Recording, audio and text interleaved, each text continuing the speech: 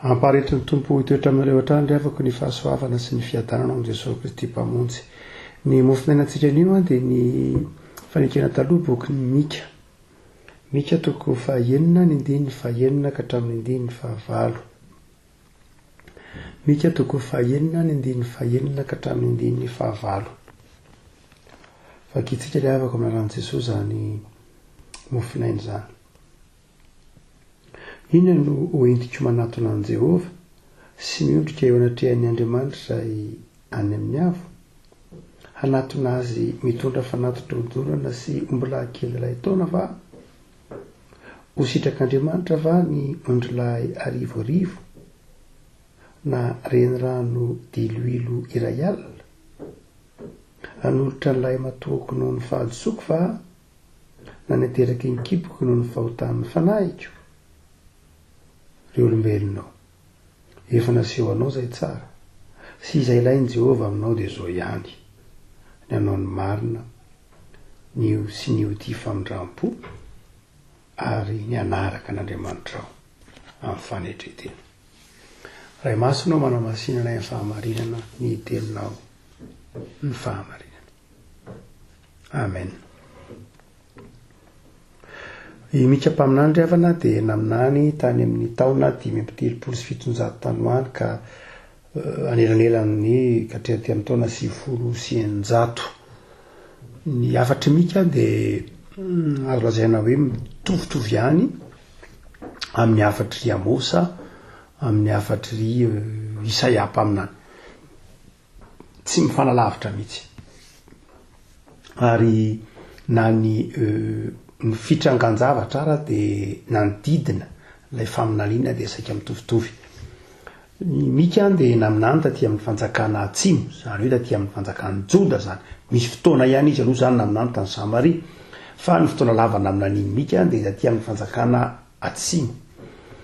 Raha toa ka metra-panontaniana hoe inona ny votoatin'ny afatry faminan'iny Mika dia mifandray amin'reto lafin-javatra telo lehibe reto. Ny voalohany dia ny hoe ny finoana na ny fivavahana dia iainana. Ny faharoa dia Andriamanitra dia mitaky fahamasinana.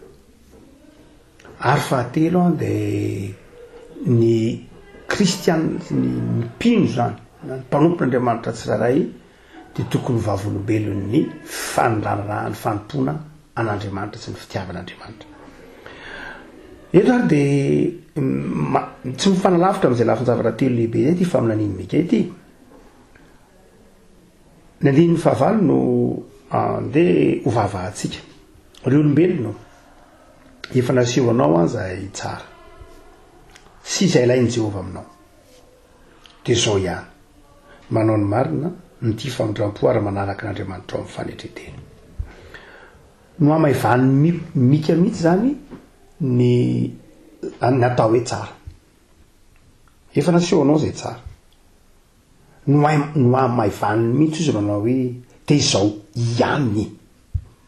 Efa naseho anao, efa nambara taminao ry olombelona ny tsara. Ary fantatrao zany. Izao fotsiny, zay ny azo ilazana azy, manao ny marina, ny tia famindram-po ary manaraka an'Andriamanitra ao amin'ny fanetretena. Fa inona ny tsy fotsiny? Ery ambony ery, ny hoe inona moa zany ny antsoina hoe mpino?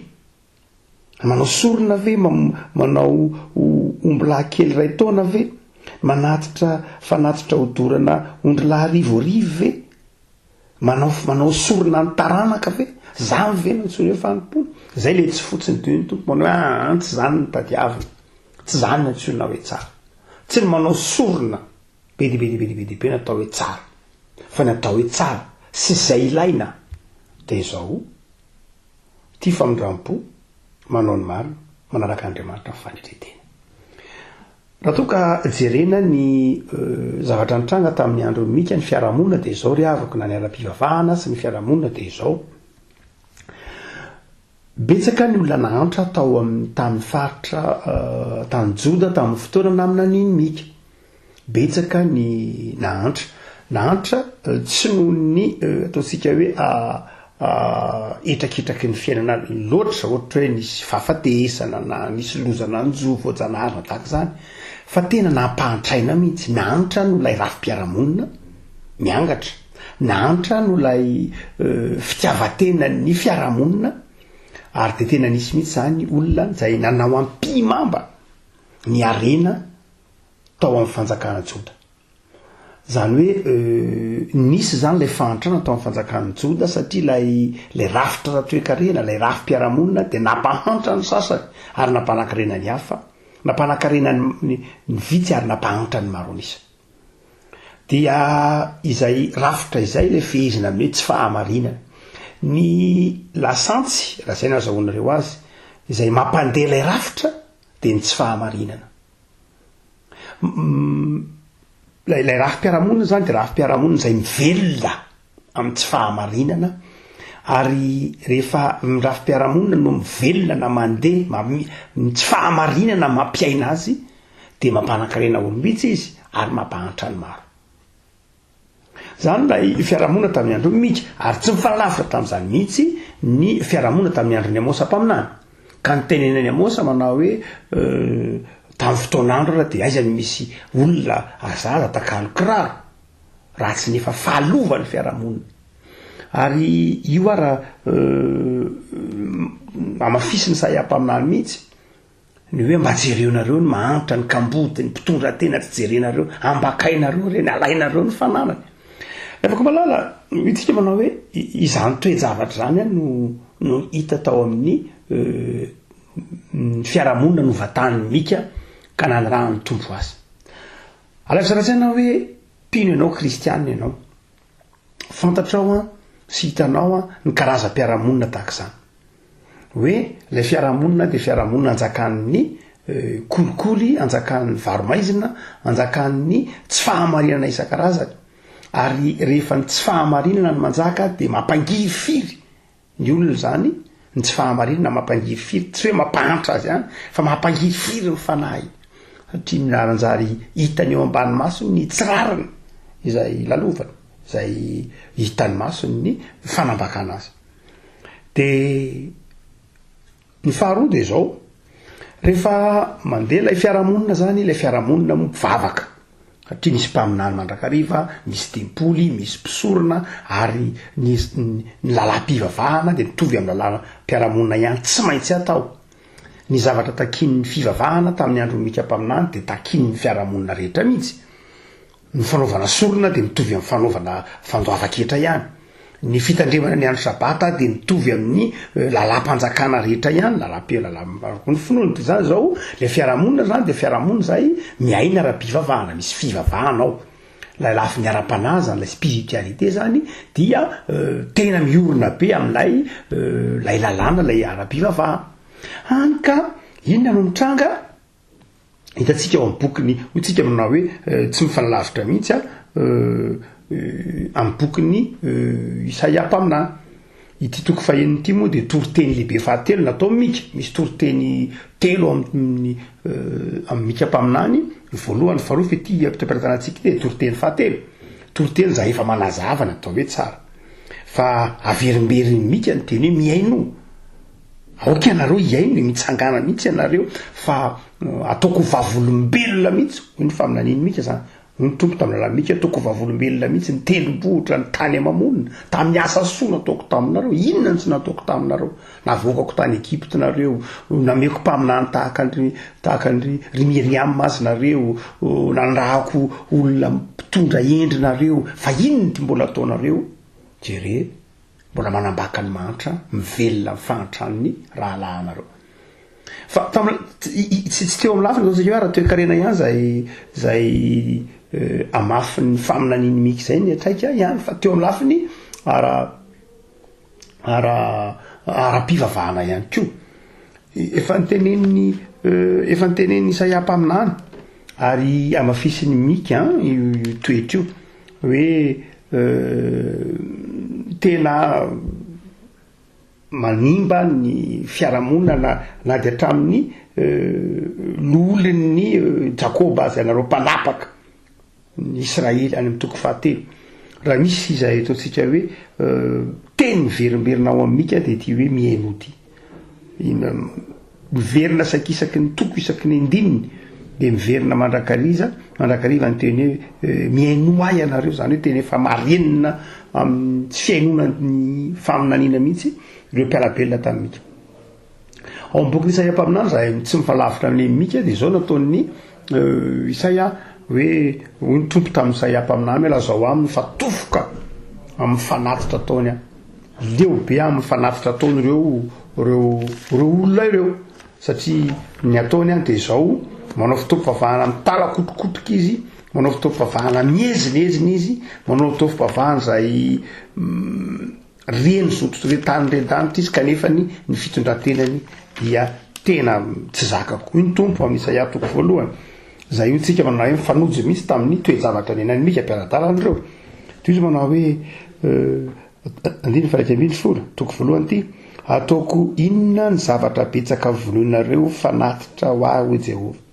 Efa tofoka ny ondro lahy atao fanatitra hodorana sy ny saboran'ny zanak'omby mifaya ary tsy sitrako ny ranony vatotr'ombylahy sy ny an'ny zanak'ondry ary ny an'osila. Raha avy iseho enatrehako ianareo, iza no nitady anareo anitsakitsaka ny kiantsako? Aza mitondra fanatim-poana itsony fofona fahavetavetana amiko izany. Ny voaloam-bolona sy ny sabata ary ny fiantsom-piangonana tsy zakako ny fivoriana masina ary hoarom-paharatsiana. Mavesatra amiko izany, sasatra mitondra azy aho. Feno ran'olona ny tananareo, misasay ianareo, diovo ny tenanareo, isoritsy eo anoloanareo ny masoko, tsy eo anoloan'ny masoko ny ratsy fanaonareo. Zany hoe tena teny mahery mihitsy afaka nataon'Andriamanitra tsy mitsy Andriamanitra. Ary izay mbola mahatonga ity mika toko faheniny ity zay ampiaratanantsika manao hoe anatona an'Andriamanitra amin'ny inona ary ahy? Inona ary netiko manatona an'Andriamanitra? Fanatitra hodorana ve? Omby lahy kely iray taona ve? Ondry arivo ve? Inona ary netiko manatona an'Andriamanitra? Satria afaka malala ilay fahalovana dia tsy nahazo ny fiarahamonina ihany fa nahazo ny lafiny ara-pivavahana ihany koa. Nahazo ny lafiny ara-pivavahana ihany koa. Inona ilay hoe nahazo ny lafiny ara-pivavahana? Ilay fivavahana dia lasa endrika ivelany ihany, mitalakotokotoka. Ataony zanak'Israely ihany ny fanompoam-pivavahana, ataony ihany ny fanaterana ny sorona fa ny fonitsy ao amin'Andriamanitra mihitsy. Mandeha mamonjy tempoly ihany izy mandeha manatitra fanatitra ihany izy fa izao ny fony lavitra an'Andriamanitra. Dia iny tompo tamin'ny manao hoe nahoana no manitsakitsaka ny kiantsako ianareo, nahoana nareo no mihevitra ho tsy mahita ny ataonareo, nahoana nareo no mahevitra ho jamba sanatria ka tsy mahita ny fialanareo amin'ny fanekena ny fanaovako taminareo. Antsoiko vavolombelona ny zavaboary tamin'ny fanekena ny fanaovako taminareo. Fa izao tsy ataonareo rehefa fanekena. Ataonareo ihany ny fitaovam-pivavahana mitalakotrokotroka, ataonareo ihany ny fomba mpivavahana miezinezina, ataonareo ihany ny karazan-drazatra maro samihafa izay ambara saingy izao ilay tena votoatiny ilay endrika asehony ilay fivavahana tsy ataonareo. Ohatra raha midika ny teny hoe manao sorona nge dia midika hoe fanolora-teny. Midika ny hoe manolotra sorona dia izao mitondra ny otanao, mitondra ny tsy fahatanterahinao eo anatrehan'Andriamanitra, fa izao tsy izay no nitranga tamin'ny bokin'ny mika mpaminany. Ataon'ny olona ihany ilay sorona fa nefa ny tenany sy ny fiainany tsy miova. Tesitr'Andriamanitra. Ary dia eto afaka malala nanao antso azy amin'ny mika mpaminany. Ny hoe miaino dia miova. Ary tsy manao hoe tsy lay fantranana lay fiarahamonina miankatra ihany fa lanjarina ny imbany hita tao amin'ny fiainana fifandraisana tamin'Andriamanitra koa izany. Lay atao hoe tena fivavahana amin'Andriamanitra dia tsy hita intsony tao amin'ny jota tamin'ny andron'ny mika. Fa tsy izay ihany fa izao koa na ny fanompoana an'Andriamanitra amin'ny maha-Andriamanitra azy ara dia tsy lavoraro mihitsy. Lasa freareana no hita amin'ilay fiainana mahampanompon'Andriamanitra, freareana. de eto ary avako malala nanazavy mika manao hoe nanao antsoavy tamin'ireo vahoaka atao joda hoe amboary any miainonareo any de amboary ny fifandraisanareo amin'Andriamanitra. Aza mezakazaka amin'ny ataontsika hoe amin'ilay fanaovana sorony mametra-panontaniana amin'ny inona moa zany ny zavatra tokony ataoko ahafaran'Andriamanitra, inona ny zavatra tokony ataoko mba ahitako sitraka amin'Andriamanitra, azo tsorony zany hoy mika. De reto manaovy ianao ny marina, zany hoe ny marina de mahasolo ro sorona be dia be zay ataonao reo. Inona lay marina? Lay marina io de lay mamany ola ampiarahamonina. Raha mandeha araka ny marina ny olona, araka ny fahamarinana ny olona, de rava lay kolikoly. Ary rehefa rava lay kolikoly de foana ny zaravilana ao anatin'ny fiarahamonina, ka samy manana zay mba mety ho anjara masoandrony avy, na ny manan-karena na ny mahantra ao anatin'ny fiarahamonina. Tsy ny mahantra na ny manan-karena akory ny olana misoatra masina ny avako malala, fa izao ny arena angonina eo ambonin'ny fahantrany mpiarabelona aminao de tsy akasitrahan'Andriamanitra, fa ny arena men'Andriamanitra anao de azony atao foana, azony atao ny manome anao ny arena mahasambatra anao, tsy eo an-damosy ny rahalanao, tsy eo an-damosy ny fitsetsefana ny rahalahy na ny mpiarabelona. Zany ny arena men'Andriamanitra ny Abrahama, zany ny arena men'Andriamanitra ny Davida, zany ny arenan'Andriamanitra ny Solomona. Arena avy amin'Andriamanitra, vokatry ny fahasoavan'Andriamanitra, fa tsy vokatry ny rafi-piarahamonina miangatra na vokatry ny fitsetsefana ny mpiarabelona. Zay mahatonga ny tompony tahaky ny fahamarinana. Ny hoe raha mandeha amin'ny marina ianareo de zao, ny arena zay omenanareo, ny arena zay angoninareo de arena vokatry ny fahasoavana. Ary rehefa arena vokatry ny fahasoavana de zao manjary mahatonga fifaliana ho an'ny manodidina anareo azy, ka tsy hisy mahantra na de eo aminareo azy. Le avako malala, isan'ny ataontsika hoe mahavoa mihitsy ny tany afrikanina maro, ary ao anatin'izany Madagasikara, mahatonga ny fahantrana de zao ny tsy fahamarinana sy ny kolikoly miseho amin'ny endrika maro samihafa. Ary indray aza rehefa akaiky ny fifidianana, rehefa akaiky ny ataontsika hoe ny fanavozan'ireo mpitondra maro samihafa de zao mivoy mafy ny fahamarinana izy. Fa rehefa tonga eo amin'ilay andraikitra na lay toerana izy de tsy tadidiny akory zay, na ininy tsy tadidiny zay. Andraindray ny fahamarinana amin'izany zay fotoana zay na lay antsoava amin'ilay fahamarinana de vao mainka indray atao fitaovana akana ny fon'ny olona, akana ny fon'ny vahoaka. Ary dia zay teneniny mika eto zay, manao hoe matezitra n'Andriamanitra zany. Ny tsara de zao ny fandehanana amin'ny marina. Raha toa ka jerena ny avako malala eto Madagasikara, tsy amin'ny tany maro taty Afrika, de betsaka ny zaravilana, betsaka, ary mahatonga ny fahantrano eto de zaravilana be dia be. Ireo mpitondra afrikanina maro manan-karena tsy hita-pesipesena ao anatina firenena mahantra, hitantsika amin'ny firenena maro aty Afrika zany. Ka tokony andiny ny kristiana, nefa de baro amin'izy ireny ny kristiana, maro amin'izy ireny mivavaka. Hoy eto mikaravaka malala manao hoe raha mitadiny tsara ianao, raha te ho tsara ianao, raha te hamaly hoe inona moa ny ilain'Andriamanitra de zao mandehana amin'ny fahamarinana, mamaolana be dia be ny oram-piarahamonina zay. Fa ny faharoa de zao izy ny ho tia famindrampo,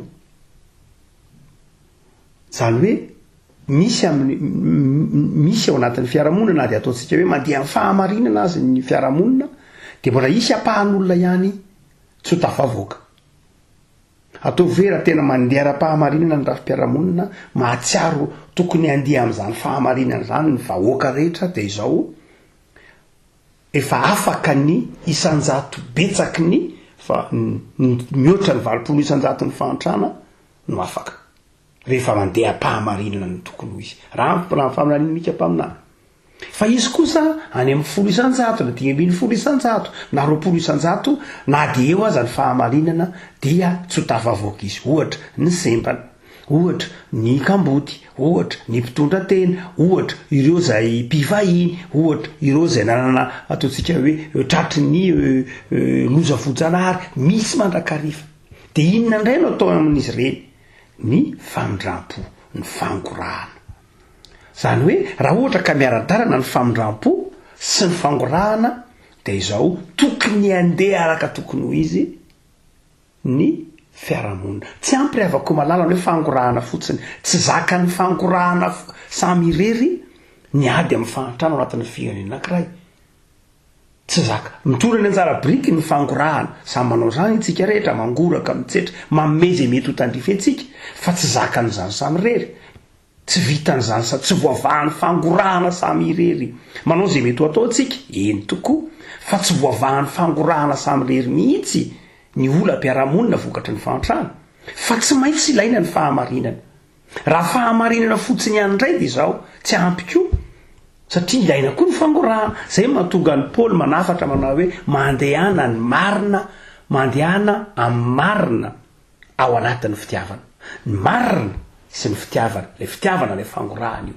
ny marina lay lalàna io tsy afa-misaraka mihitsy raha ohatra ka hoe amin'izao iandrantsika izao sy tamin'ny andro mika mpaminany dia ny famahana ny olam-piarahamonina vokatry ny fialana amin'Andriamanitra vokatry ny fahotana dia izao ny fandehanana fahamarinana sy ny fananana fo mangoraka fo mitsetra tahaka ny fon'ny Kristy ny fitiavana ary dia ny fahatelo dia izy manao hoe manaraka n'Andriamanitra ny fanetretena ity le tena lafy ny ara-panahy mihitsy ity indray le ifandraisanao amin'Andriamanitra mihitsy ny ifandraisanao amin'ny fiarahamonina misy anao mandehana anao amin'ny marina mandehana anao fo mangoraka mizara manome mijery ireo zay tena efa tsy afaka ny iotra intsony noho ny tsindry azo lena zay tsy niankina taminy fa izao ahoana ireny fifandraisanao amin'Andriamanitra topoy amin'ny fanetretena izy topoy amin'ny fanetretena izy zany hoe meteza eo ambany tana maherin'Andriamanitra apetrao amin'ny toerana tokony misy azy Andriamanitra izy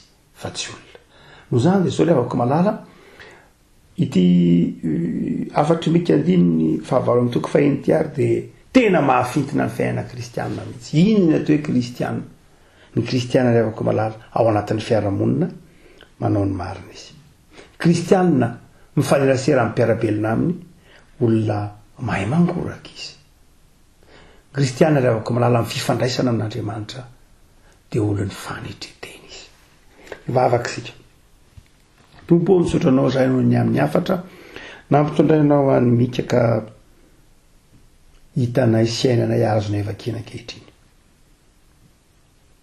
hitanay ny olam-piarahamonina manjado ny firenena mipiray tanindrazana aminay eny aty amin'ny kontinanta misy anay mihitsy ara manjaka ny fahantrano noho ny tsy fahamarinana manjaka ny fahantrano noho ny hamafisam-po miseho amin'ny endrika maro samihafa manjaka ny fahalovana noho ny tsy fametrahana anao Andriamanitra ho bary ho tia ary homendrika ajaina sy akantoavina miantso anay no tompo iaino miantsonao iaino ny teninao efa seho anao anay izay tsara dia ny marina manompo anao amin'ny fanetretena sy ny mananana fangorahana tsy mahay manao zany zay tompo raha tsy mitoetra tena anatinay ny fanahinao masina tsy mahay manao zany zay raha tsy miaraka amin'i Jesosy zanakao kaoka ny fony Jesosy zanakao zay fofeny fitiavana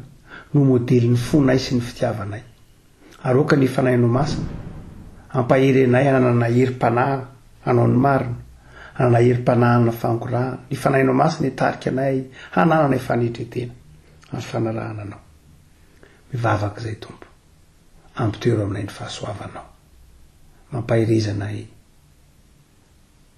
mba ho fitaovana ompilatananao hijoro vavolombelona zany tsara efa mpahafantarinao anay zany jereo ny tokantrano tsirairay avy jereo ny ankohonanay jereo ny zanakay mianta aminao zahay mamindra fo amin'ny firenenay jereo ireo mpitondra anay vangio jereo ny fiangonanao ho vavolombelonao aza mamelanay irery amin'ny fiatrehana amin'ny fiainana isan'andro tompo malala amin'ny anaranao Jesosy amen.